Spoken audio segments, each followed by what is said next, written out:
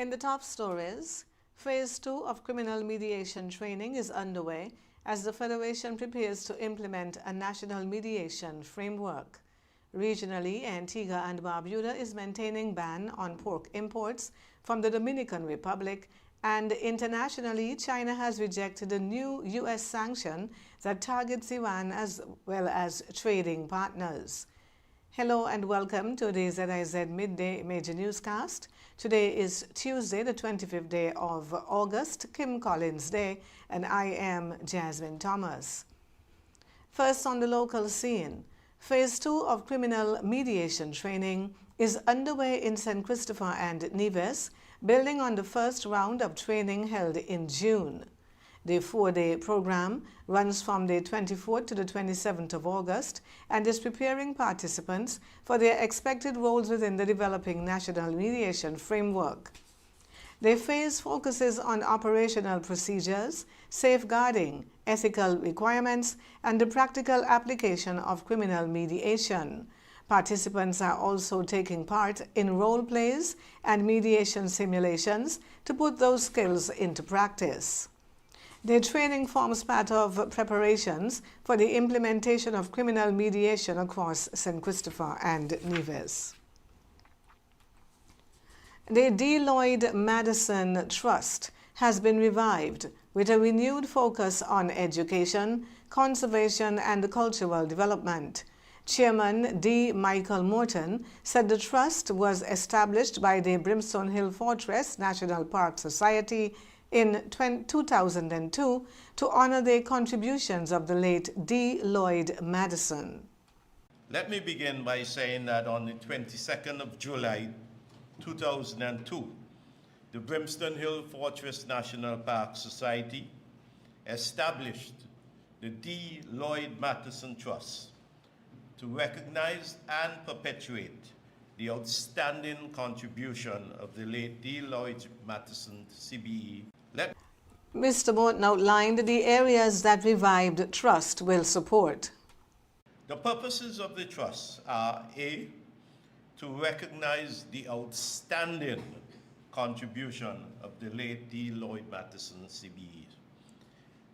In particular, in the fields of education, history, conservation, and cultural preservation and development of these areas of endeavor by way of the publication of books and other educational materials, hosting of lectures and symposia, the support of research and scholarships, and the presentation of awards to individuals and organizations for their works or achievements in education, history, conservation, and cultural development.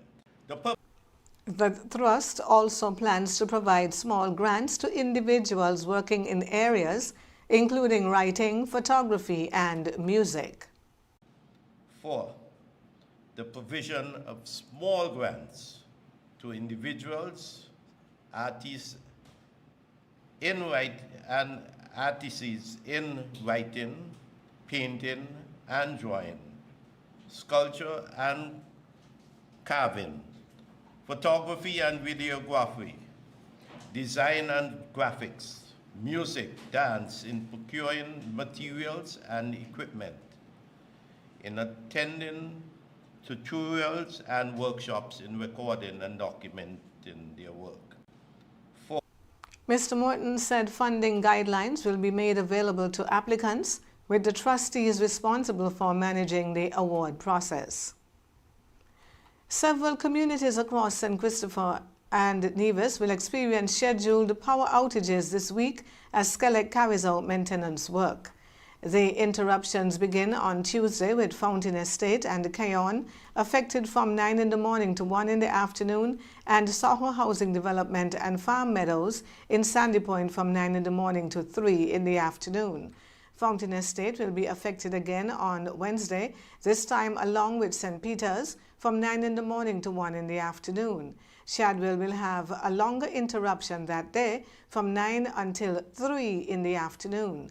Thursday's maintenance moves to Crab Hill in Sandy Point from 9 in the morning to 1 in the afternoon, and the Canada Industrial from 9 in the morning to 3 in the afternoon. The week's schedule ends on Friday with another 4-hour interruption in Fountain Estate and St. Peter's from 9 until 1 in the afternoon. We now take a look at news on the regional scene. Antigua and Barbuda is reminding the public that a ban on the importation of pork and pork products from the Dominican Republic remains in effect. The restriction was introduced in 2021 following the detection of African swine fever in the Dominican Republic. While the disease does not pose a threat to human health, authorities say an outbreak could have serious consequences for the country's livestock sector, local pork producers, and food security. The ban applies to wholesale distributors, supermarkets, restaurants, cook shops, and individual consumers. Authorities are urging the public not to import, purchase, sell, or distribute prohibited pork products as they continue efforts to protect local farms and the country's swine industry. CARICOM has hired external legal counsel to respond to Trinidad and Tobago's challenge to the process used to reappoint CARICOM Secretary General Dr. Carla Barnett.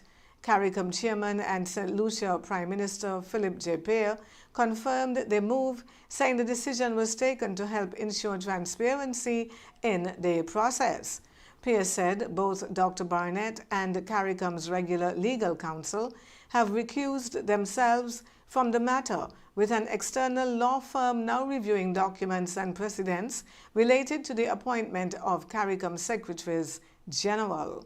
Trinidad and Tobago has raised concerns about whether the reappointment process complied with the revised Treaty of Chaguaramas. CARICOM leaders agreed last month to seek an advisory opinion from the Caribbean Court of Justice on the matter. Pear says Trinidad and Tobago remains committed to CARICOM as the regional body continues to address the issue.